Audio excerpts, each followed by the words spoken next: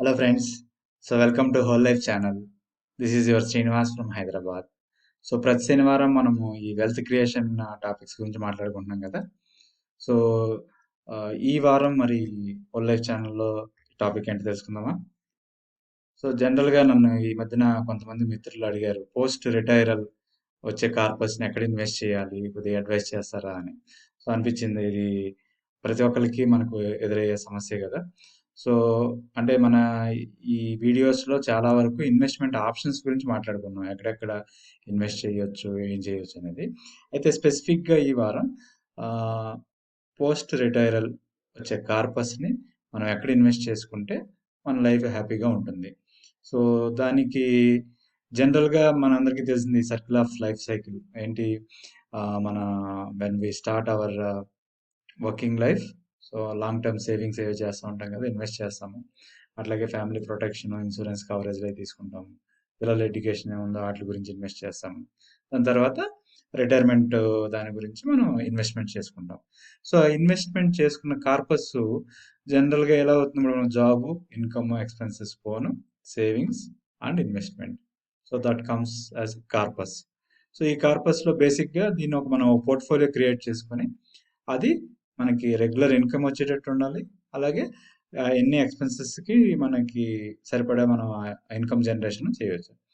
అయితే దీంతో పాటు జనరల్గా ఒక రిటైర్డ్ పర్సన్ ఆలోచించాల్సింది తన ఇన్కమ్ జనరేషనే కాకుండా ఆ కార్పస్ ఏదైతే వర్కింగ్ లైఫ్లో సంపాదించుకున్న కార్పస్ ప్రొటెక్ట్ చేసుకోవడం. అంటే లాస్ట్ ఇప్పుడు సపోజ్ మనం రిస్కీగా ఎవరికైనా ఫ్రెండ్కో లేకపోతే ఎవరికో ఇచ్చామనుకోండి, ఎక్కువ ఇంట్రెస్ట్ వస్తుందని, లేదా chit fund companies risky bets పెడితే మన క్యాపిటల్ లాస్ అవుతుంది, ఇంట్రెస్ట్ లాస్ అవుతుంది. ఆ టైంకి మనం వర్క్ చేయలేని పరిస్థితిలో కూడా ఉంటాం. కాబట్టి మనం క్యాపిటల్ ప్రొటెక్షన్ 100% ఇంపార్టెన్స్ పోస్ట్ రిటైరల్ లైఫ్లో ఇవ్వాల్సి ఉంటుంది. అట్లాగే కొద్ది గొప్ప మనము లిమిటెడ్ కార్పస్ని ఇంకా కార్పస్ గ్రోత్ కూడా అయ్యేటట్టు చూసుకుంటే మనకి ఫ్యూచర్లో పెరిగే ఎక్స్పెన్సెస్కి అట్లీస్ట్ ఆ కార్పస్ కూడా సరిపోయేటట్టు మనము బిల్డ్ చేసుకోవడం బాగుంటుంది అనమాట. అసలు జనరల్గా ఈ 3 స్టేజెస్ ఏంటి కార్పస్ కన్ఫిగరేషను. మనం రిటైర్మెంట్ అయిపోయిన తర్వాత ఎంత కార్పస్ కావాలి అనేది ముందు డిసైడ్ చేసుకుంటాం కదా. అట్లాగే లైఫ్ ఎక్స్పెక్టెన్సీ అంటే జనరల్గా మన ఫ్యామిలీ హిస్టరీ చూసుకుంటే అండ్ ఈవెన్ హెల్త్ సైకిల్ కూడా చూసుకుంటే ఇప్పుడు normal individual life expectancy increase అయింది. ఇంతవరకు మేబీ 69-70 ఇయర్స్ యావరేజ్ ఏజ్ అనుకుంటే ఇప్పుడు ఆల్మోస్ట్ 80 ఇయర్స్ వరకు any average individual is surviving అనమాట. అంటే మనం పోస్ట్ రిటైరల్ 60 ఇయర్స్ అంతకు రిటైర్ అయ్యారనుకుంటే నెక్స్ట్ 20 ఇయర్స్కి ఫ్యూచర్ ఎస్టిమేషన్ మనం చేసుకోగలిగితేనే దానికి సరిపడా కార్పస్ బిల్డ్ చేసుకుంటే, సో అట్లాగే ఉండే రెగ్యులర్ ఎక్స్పెన్సెస్ ఎంతవరకు ఉంటాయి మనం ప్లాన్ చేసుకోవడానికి అవకాశం ఉంటుంది. సో జనరల్గా పోస్ట్ రిటైరల్ మనకు ఉండే న్యూ ఎక్స్పెన్సెస్ ఏంటి, రెగ్యులర్గా ఉన్న హౌస్ హోల్డ్ ఎక్స్పెన్సెస్తో పాటు మేజర్ కార్పస్ హెల్త్ పోతుంది. సో ఈ హెల్త్ కేర్కి 100% మనం హెల్త్ ఇన్సూరెన్స్కి ప్రయారిటీ ఇవ్వాలి. సో ప్రతి ఒక్కళ్ళు హెల్త్ ఇన్సూరెన్స్ స్కీము ఏదో గవర్నమెంట్ ప్రొవిజనా లేకపోతే కంపెనీ ప్రొవిజనా లేదా మనమే ఇండివిజువల్గా ఒక హెల్త్ ఇన్సూరెన్స్ పాలసీ తీసుకోవడం అనేది depend on your working nature.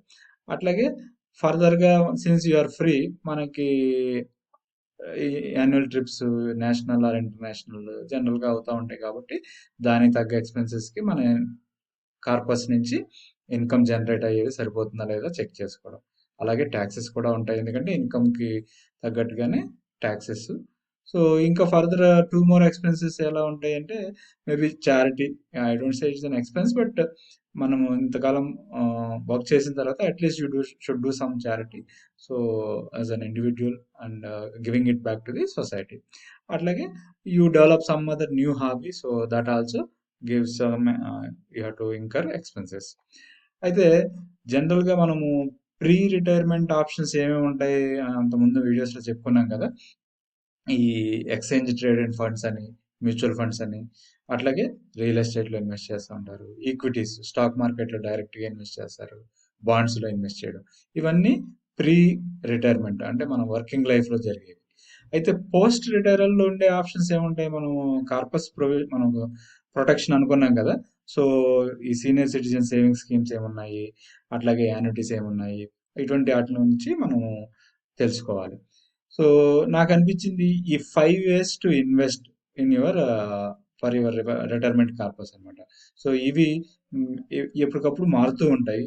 మీ అవసరాలు తగ్గట్టు, మీ కార్పస్ తగ్గట్టు మీరు పర్సంటేజెస్ని అంటే ఎంతవరకు మనం ఇన్వెస్ట్ చేయొచ్చు.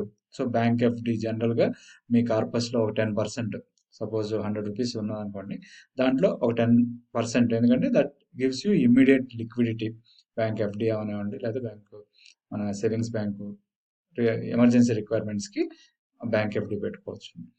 ఒక 20% వరకు యాన్యుటీలో కూడా డెఫినెట్గా తీసుకోవచ్చు, ఎందుకంటే మన పోర్ట్ఫోలియో మొత్తం మనం మేనేజ్ చేసుకొని రిస్క్ తీసుకునే దానికన్నా మన రెగ్యులర్ ఎక్స్పెన్సెస్ మీట్ అవ్వడానికి యాన్యుటీ, ఇప్పుడు అన్ని insurance companies almost annuity returns 5 to 6% ఇస్తున్నాయి. That will be future life long.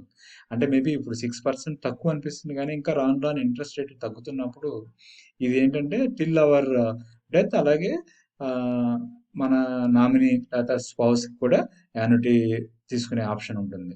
So ఇప్పుడు ఎలాగూ గవర్నమెంట్ కంపెనీస్ కూడా గవర్నమెంట్ పెన్షన్స్ పోయి కంట్రిబ్యూటరీ పెన్షన్ వచ్చింది కదా, ఆప్షన్ సిపిఎస్. అట్లాగే ప్రైవేట్ కంపెనీస్లో ఎనీవే ఇండివిజువల్గానే పెన్షన్కి మనం ప్లాన్ చేసుకోవాల్సి ఉంటుంది.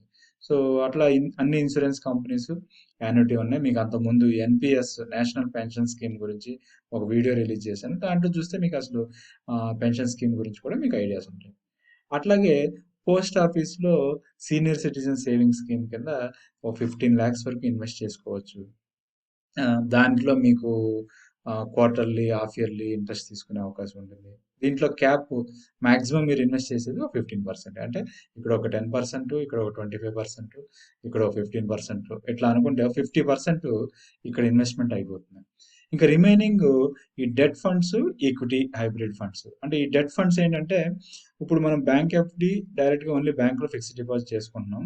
దీంట్లో ఇప్పుడు గవర్నమెంట్ ఇన్సూరెన్స్ స్కీమ్ కింద బ్యాంక్లో ఓన్లీ 5 lakhs వరకే ఎన్ని బ్యాంక్ ఏదైనా ప్రాబ్లం అయినా మనకి ఇచ్చే ప్రొవిజన్. సో మనం మాక్సిమం దాంట్లో ఇన్వెస్ట్ చేసుకునేది ఒక 10 lakhs వరకు. అయితే డెట్ ఫండ్స్లో పెట్టుకోవడం వల్ల మనకి వేరియస్ ఆప్షన్స్ ఉంటాయి. అంటే మనము ఫండ్ మేనేజ్ చేసే దానికన్నా మ్యూచువల్ ఫండ్స్లో మీకు అంతకుముందు వీడియోస్లో చెప్పాను, డెట్ ఫండ్స్ ఏమిటి, ఎన్ని రకాలు ఉన్నాయి, మన అవసరాలు తగ్గట్టు ఎలా సెలెక్ట్ చేసుకోవాలనేది. సో దీంట్లో maximum all seasons bond fund అని, లాంగ్ టర్మ్ బాండ్ ఫండ్స్ అని చాలా ఉన్నాయి. అంటే ఇవన్నీ యావరేజ్గా మీకు ఇచ్చే రిటర్న్స్ కూడా 9 to 10% వస్తాయి డెట్ ఫండ్స్లో. అంటే 3 years అబోవ్ మీరు పార్క్ చేసుకుంటే.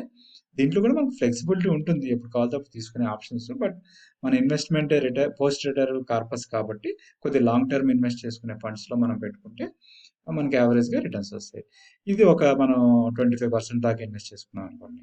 ఇంకా రిమైనింగ్ 25% అంటే మన కార్పస్ కూడా గ్రోత్ అవ్వాలి కదా, ఎందుకంటే ఇవన్నీ ఓన్లీ ఇంట్రెస్ట్ తీసుకుంటున్నాం మనం మన కార్పస్ నుంచి. అయితే కొంత రిస్క్ తీసుకోవడానికి మనం ఒక హైబ్రిడ్ ఫండ్లను లేకపోతే ఈక్విటీ ఫండ్లను, డిపెండింగ్ ఆన్ అవర్ మన రిస్క్ టేకింగ్ నేచర్, దాన్ని బట్టి ఈక్విటీస్లో బెస్ట్ మ్యూచువల్ ఫండ్స్ ఏమున్నాయి మీకు every news papers, TVs, otherwise చాలా అడ్వైస్ జరుగుతుంటుంది. Otherwise you consult your financial consultant. So they give you advice. ఈ బెస్ట్ స్కీమ్లో ఏదో ఇన్వెస్ట్మెంట్ చేసుకున్నారనుకోండి, దీని నుంచి మనం ఎవ్రీ మంత్ రిటర్న్ ఎక్స్పెక్ట్ చేయకుండా లాంగ్ టర్మ్కి వేసుకుంటే మన ఫ్యూచర్కి మన కార్పస్కి యాడ్ చేసుకోవడానికి దీంట్లో వచ్చే రిటర్న్ మనం పెట్టుకోవడానికి ఉపయోగపడుతుంది అనమాట. సో అలాగే ఇప్పుడు ఈ దీంట్లో సింపుల్గా మీకు చెప్పాలనుకుంటే ఈ పోస్ట్ ఆఫీస్ స్కీమ్స్ చూడండి. పోస్ట్ ఆఫీస్లో సీనియర్ సిటిజన్ స్కీము, అలాగే ఎంఐఎస్ ఒకటి ఉంది, మంత్లీ ఇన్కమ్ స్కీమ్ అని. దీంట్లో 9 lakhs వరకు ఇన్వెస్ట్ చేసుకోవచ్చు మ్యాక్సిమం ఇద్దరు పేరుతో. అలాగే ప్రధానమంత్రి వయో వందన యోజన, ఈ స్కీమ్ కూడా ఈ సంవత్సరం ఉంది, దీంట్లో కూడా ఇన్వెస్ట్ చేసుకోవచ్చు. Government of India bonds release చేస్తూ ఉంటుంది. అలాగే immediate annuity plan, tax free bonds, ఇటువంటివన్నీ పోస్ట్ ఆఫీసు మనకి బ్యాంక్స్లో దొరికే స్కీమ్స్.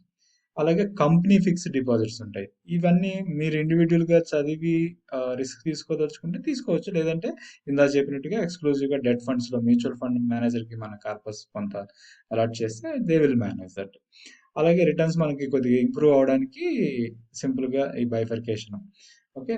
సో ఈ mutual funds over pension plans ఎందుకు చెప్తున్నానంటే, ఇందాక యాన్యుటీ చెప్పాను కదా, ఈ పెన్షన్ ప్లాన్స్లో మనకి గ్యారంటీడ్ రిటర్న్స్ వస్తాయి, లెస్ రిస్క్ ఉంటుంది. కాకపోతే రిటర్న్స్ తక్కువ ఉంటాయి. మేబీ 5%, 6% కన్నా ఎక్కువ రాదు. అదే ఇప్పుడు మ్యూచువల్ ఫండ్స్‌లో మనం కొంత ఫండ్స్ ఇన్వెస్ట్ చేసామనుకోండి. ఇది లో కాస్ట్ కంపేర్ టు ఈ పెన్షన్ ప్లాన్స్ తీసుకుంటే. దీంట్లో కూడా రిస్క్ డైవర్సిఫై అవుతుంది. టాక్స్ ఎఫిషియెంట్ కూడా ఉంటుంది. అలాగే మన రిటర్న్స్ కూడా ఇంకా ఎక్కువ వచ్చే అవకాశాలు ఉంటాయన్నమాట పెన్షన్ ప్లాన్స్‌కి, మ్యూచువల్ ఫండ్స్‌కి. అందుకనే మీకు ఇందాక స్లైడ్‌లో చూపించినట్టుగా మనము ఫండ్స్‌లోనే ఎక్కువ పెట్టుకుంటే మనం మేనేజ్ చేసేదానికన్నా ఫండ్ మేనేజ్ చేస్తారు. అయితే నాకు ఇంట్రెస్టింగ్ స్లైడ్ అనిపించింది. బిజినెస్ టుడేలో మంచి ఆర్టికల్ వచ్చింది ఒకప్పుడు.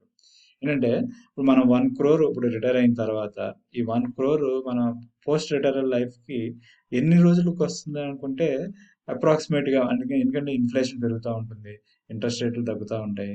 సో మనకు వచ్చే ఇందాక చెప్పినట్టుగా స్లైడ్లో 100 రూపీస్ని మనము బ్యాంక్ ఎఫ్డి, అలాగే డెట్ ఫండ్స్, యాన్యుటీ, మనము ఫిక్స్డ్ డిపాజిట్స్ కాకుండా ఈక్విటీస్లో ఇన్వెస్ట్ చేసాం అనుకోండి, అవి యావరేజ్ రిటర్న్ 7% తీసుకుంటే, ఇన్ఫ్లేషన్ 5% పెట్టుకుంటే, సపోజ్ మన హౌస్ హోల్డ్ ఇన్కమ్స్ ఎక్స్పెన్సెస్ ఇప్పుడు 25,000 ఉందనుకోండి, అంటే మనకు ఒక 1 crore కార్పస్ ఉంటే ఈ 25,000 రూపీస్ ఎక్స్పెన్సెస్ లైఫ్ స్టైల్ మనం కంటిన్యూ చేసుకోవడానికి ఆ డబ్బులు అట్లీస్ట్ ఒక 25 years వరకు సరిపోతుంది. అంటే మేబీ కార్పస్ కూడా సైమల్టేనియస్గా పెరుగుతూ ఉంటుంది, ఎందుకంటే కొద్దిగా రిటర్న్ ఎక్కువ ఉంది. ఇన్ఫ్లేషన్ మనం 5% యావరేజ్ తీసుకున్నాం. సో దానికి ఒక 25 years వరకు మనకి 1 crore కార్పస్ సరిపోతుంది.